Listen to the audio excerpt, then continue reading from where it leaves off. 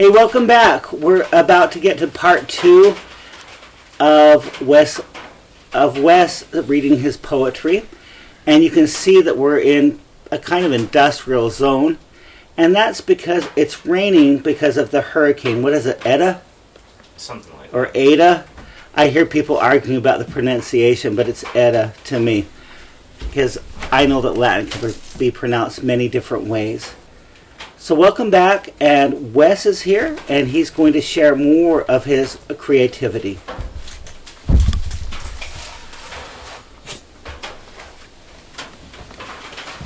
I'll start with my longest poem to get it out of the way.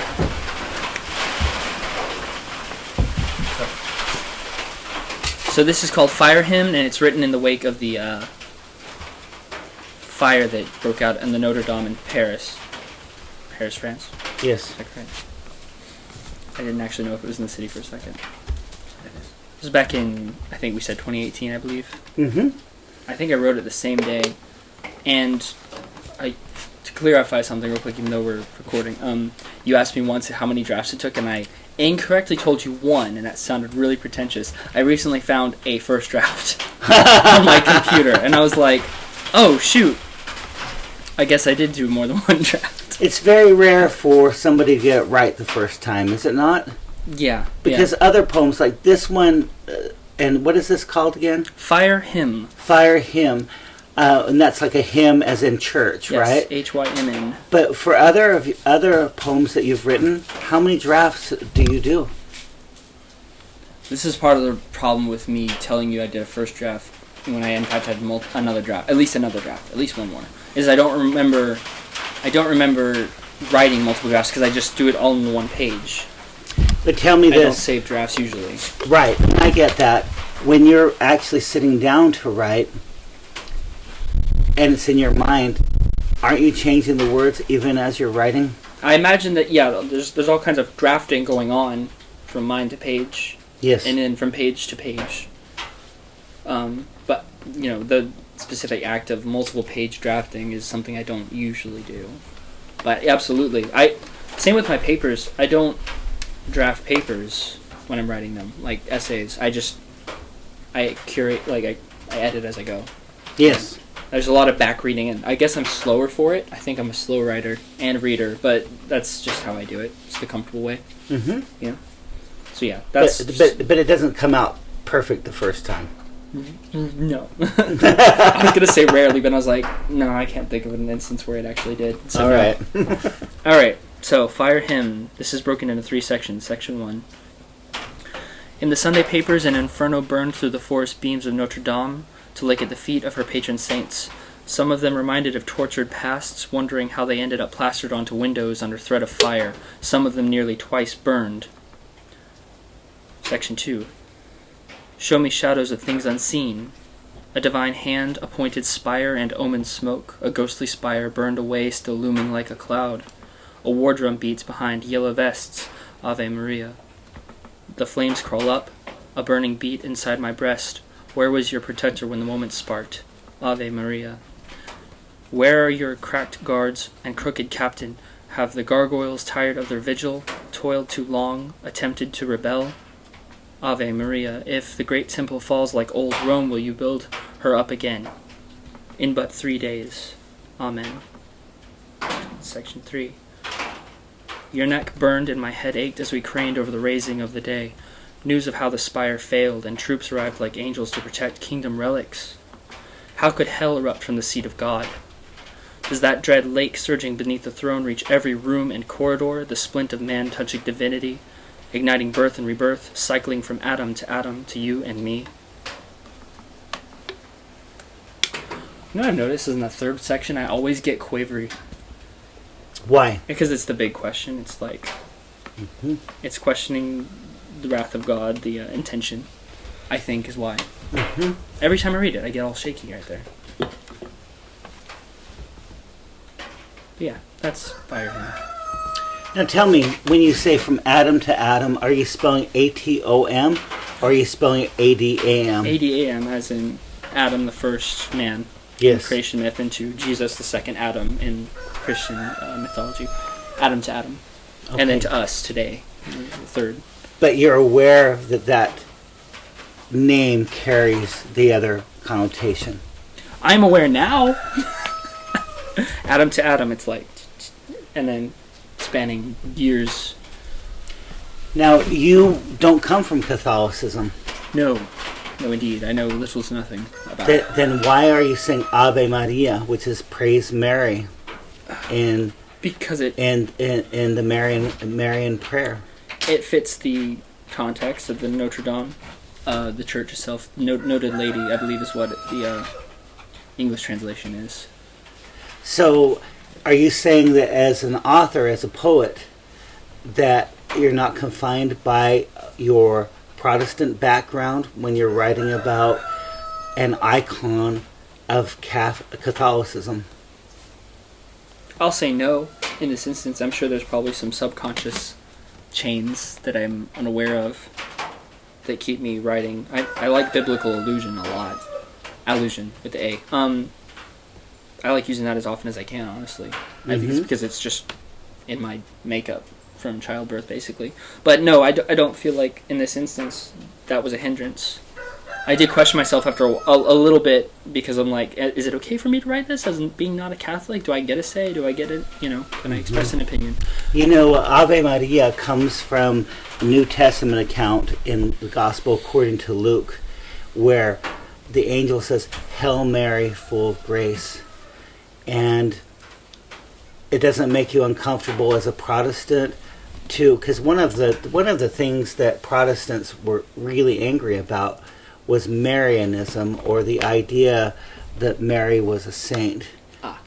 And that does not make you uncomfortable as a Protestant? No, indeed. But now I think that Mary's a better candidate for sainthood than Paul is. Okay. For a hot take for you. But, yeah.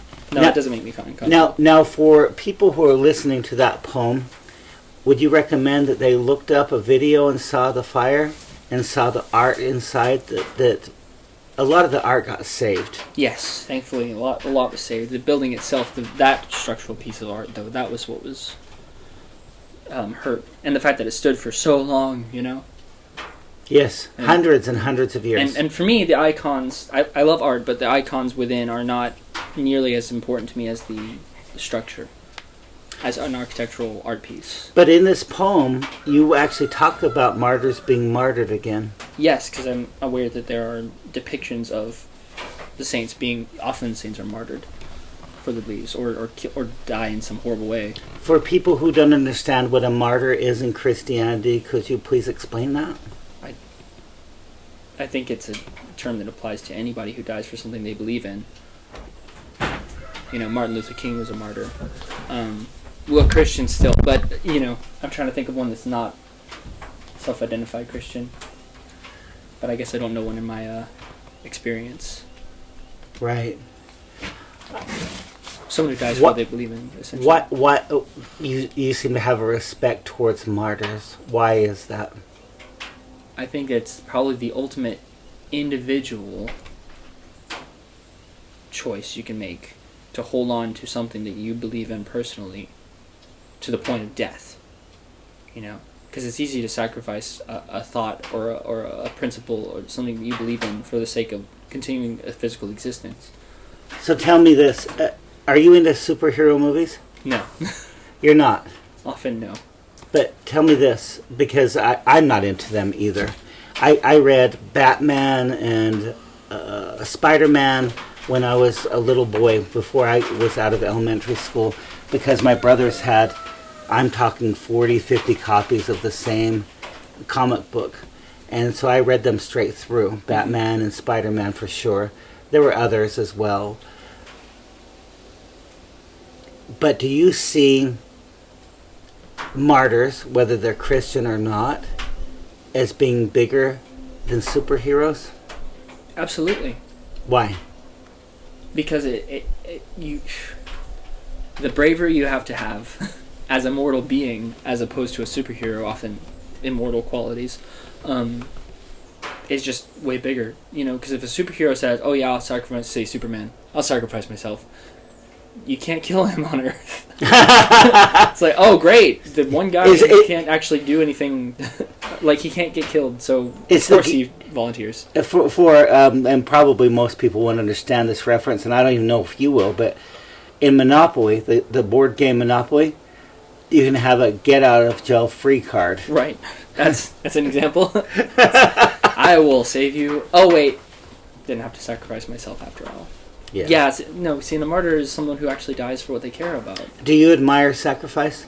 Absolutely. Why? Because I think it's a testament to love. Love is our definition in my religion and just lifestyle is love is putting the other person first. So ultimately, if you're dying for what you believe and dying for a cause that promotes people's welfare, like Martin Luther King Jr. Or Jesus Christ himself, for furthering the evolution of human consciousness or freedom, that's the ultimate sacrifice. Tell me what you think about the verse in the Gospel according to John where Jesus says, "No man has greater love than he who lays down his life for a friend." Yes. I think it's true. Okay. I believe it. All right. Even aside from the Christian tradition, I think it's true. I like that he didn't specify it as a religious or Christian thing. It's just if you're a friend, yeah, you help. Yep. Awesome. Yeah. Will you take us to your next poem, please? Of course. And thank you for being patient with all of my questions, because for the students who are watching this, I did not tell Wes which questions I was going to ask. He's all on the hot seat or in the recovered chair that I built. Well, the chair I didn't build, but then I recovered it, I reupholstered it, and refurbished it. But it puts him in the hot seat, and you're being authentic, right? Try my best. Tell me this. Do you lie a lot? Now that's putting me in the hot seat. Depends on the context. I feel like where I work currently, I won't specify, but it's a rather hostile environment to someone with my particular religious/political views. So I lie about myself a lot there. In the sense that I cannot express certain things that I would rather be honest about. Now tell me this, though. So you do that so that you can continue to do your job and to help people. Is that correct? Yes. Have you lied to me since I asked you a question today? I've had to dig deep, too, because I wasn't ready. All right. So would you say that overwhelmingly you are a liar or somebody who's honest? I like to think that I'm an honest person. Okay. I try my best. It's a value. I think you are. I think that makes you authentic. It should, Doesn't mean I can't make a poem that's a lie. You know what I mean? I think that and I'm not restricted as far as the art form goes. Good. Yeah. What do we have next? I'm going to use my next more serious poem, slightly visceral. I think you described it once. It's called History Remade. You might recall this one. I do. This is the first poem that I wrote after my first poetry workshop. My first class dedicated solely to writing and crafting poetry, and I sent it to my professor after the fact, and she was really pleased, and she said that I actually went out and did what the whole point of the class was to do, which is to start crafting on your own without assignment, without anything like that, and to come up, to be inspired and to capture that inspiration. Yes. This was literally days after I finished the class, too. One of the best classes I ever took. If you ever transfer to UCF and you have to take poetry, take it with Judith Roney, because she's a great teacher. Yeah. Yeah, I have great professors who inspired me, and it wasn't just to do the assignments. Yeah. Yeah. Okay. This is History Remade. One day we will all be abandoned to a future generation. Anyone may carve our pasts like a butcher carving meat shank. Self-proclaimed historians will go prodding with meat hooks through the bowels of time to recreate a perfect participle, synthesizing fact with fiction like blood with water to justify men promoting plagues, fulfilling Plutonian prophecies, or propagating warfare. Anyone made can be remade. Don't be caught like a beetle, taut and tough-shelled, dying when turned over. You belong to the annals of history, but don't stand in place like a statue whose solidity is susceptible to corrosion. Liberty herself falls prey to crawling patina in time. Such idols are subject to iconoclasts like beetles to imbalance. I have a footnote on this one that says simply, I was inspired by an overturned beetle who had expired in my house. Oh, I'm glad, because that was the question I was going to ask you. I found it next to a... It's always so sad to me when you see such like a really beautiful insect like that. You know, they're shiny black and like tanks. You don't think they're destructible, but then like the simplest thing is just turned over. Tell me, in one of your lines there, and I don't want to misquote it, but you say any man could be made and remade. Anyone can be remade. Anyone made can be remade. What do you mean by that? It used to be anything made can be remade, but I wanted to make it more human and changed it to anyone. Mm-hmm. Self-made men and women, can be remembered as self-starters and great inventors or something like that. But if you go back and start prodding with your meat hooks through history, you can change that and say, oh, well, all of their ideas were based on somebody else's. Like if you go back and look at Edison and how much he stole from Tesla, we remember Edison as the great inventor of the light bulb, and electricity and all that important stuff. But Tesla had a battery. Yeah, and you go back and read, and you're like, oh, well, he was just ripping off this guy. Okay, and so that's a good instance of remaking, re-understanding. But really, I was warning in this poem because, to try and really solidify who you are and what you do, and be honest, really.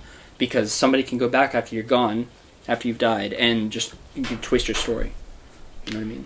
Now, yes, I do know, and I think of Mr. Miller is what we called him, and he was my choir teacher from 10th through 12th grade. A beautiful person and artist, and the choir I was in had at least 100 people in it. It might have been 120. Mm-hmm. Can you imagine teaching a class that size? And he captured the class by the fact that he could make beauty come out of it. Now, when he died, his wife and his children wrote an obituary, his ex-wife, about him that excluded the fact that he had left because he was gay. And he was with his partner for 40 years. Wow. And they made it sound as though he'd never left, that he never moved out of state, that he never went to work on the oil rigs so that he could have enough money so that he could be a teacher. Because that's what he did, because he knew he wouldn't make any money at being a teacher, but he changed people's lives. Wow. And they rewrote his story. Now, the hundreds, thousands of students who took classes from him held their own funeral for him, their own memorial. Right on. Where they talked about him as a good, kind person. Now, tell me this, you have this metaphor in this poem. Why do you use the term meat? What is it, meat claw? Meat shank is the piece. Yes. That is history. And then meat hook. Meat hook. I had to look this up, actually, to find out how butchers work, whenever you hang a... Why do you use that metaphor? I guess it was the corpse of the beetle that really brought on the whole thought of, corpses and raw meat, just being there, for the carving, mm-hmm. So are you saying that in memory people can butcher you? Of course. Of course. Okay. Yeah, that's a fear of mine and a worry, because at the time when I wrote it, I believe my church was going through a whole big thing about, the Christian roots of the nation, and how apparently we're perverting it to believe that there was no Christian roots at all. They're afraid of the complete wiping away of Christian history, which I don't see. It's too permeated to be really scrubbed, I think. But I think that was just a bit of I was feeling a bit of paranoia off that too. Just the potentiality that could happen, or with anything, not just with our particular faith, but like with me or with someone I know, or our president, a president who's good, you know what I mean? Rewriting those stories. So that's kind of where that was going. Tell me this. Without the meat hook of history, how do you want to be remembered?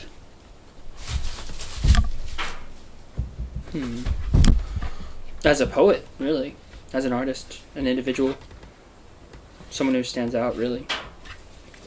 So, could I dismiss you as Gen X or a millennial? I'd rather not be. I once did have a Gen Xer tell me that like just say I was a millennial, and I said, "Did you just assume my generation?" Like when someone says, "Did you just assume my gender?" in a joking way, I was like, "Did you just assume my generation?" I don't identify as a millennial. You don't? Not often. I read a lot of history and old poets, and I identify more with romantics and beats and hippies. So those generations more so, because ideologically, just growing up, my interest in what I consider kinship with nature has always been important. And whenever I started reading the romantics, and they had this whole go back to nature thing, because the civilization had perverted it so much and considered it pagan and evil, and their whole concept was domination and subduing nature rather than living symbiotically with it. So that really resonated with me.